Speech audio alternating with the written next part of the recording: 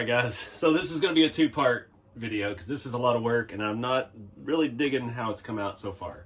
I mean, I like it. This is something I've been wanting to do for a long time. I've had this Barbie 57 Chevy just chilling, hoping I could use it for this one day. It just felt like it was a little bit too big. Barbie stuff's pretty gigantic. She's not a short gal. So the mistake I made is I cut it too dang short. I measured it 6 inches. It's kind of what I was thinking, and I've got too big a gap up here at the front.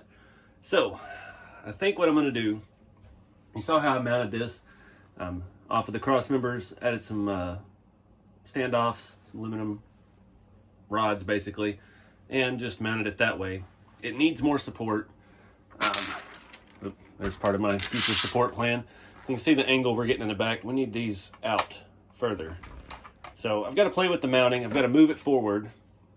I'm going to do some kind of something between here to reinforce. Oh, I just undid that one completely.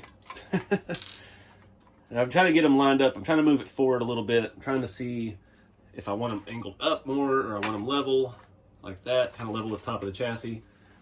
And I've got a little bit more cleaning up to do on the ends and everything. And of course, I'm going to paint it. Not sure yet if I want to do the same yellow or I want to do like it came off another car, obviously, just rock the color it was or what. So I've got a lot of things to figure out. What I'm thinking right now, let me show you. Not sure if you can really see that. I think I'm going to shorten the forelink a little bit. I've got some adjustment in the uppers. I think we can take the washers off of the bottom forelink, the scale heim joints. It has those nuts on it. We take those off. That'll get us probably about 5 mil shorter. We can add some spacers in the top to shorten that gap, and then we ought to be able to move all this up just a hair.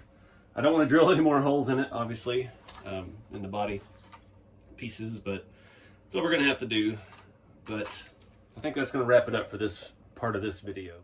But you can see there the gap's just a little too big.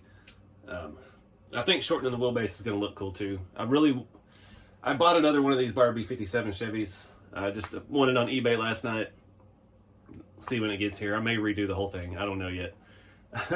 Honestly, I would like it to be probably another inch long. That would have gotten us more of the molding on the side, but I don't know. It's the right proportion for the bed. We'll see how it looks when we move the axle up. I think that'll fix our woes with this, and then we'll have another 57 Chevy to play with later. But there's not a lot of fenders and stuff out there. Like all the ones I've seen, there's a guy on YouTube. He did it back in like 2006.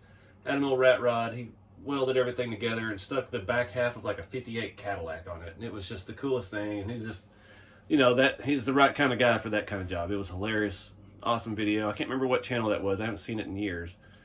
But yeah, that's where I got this idea from.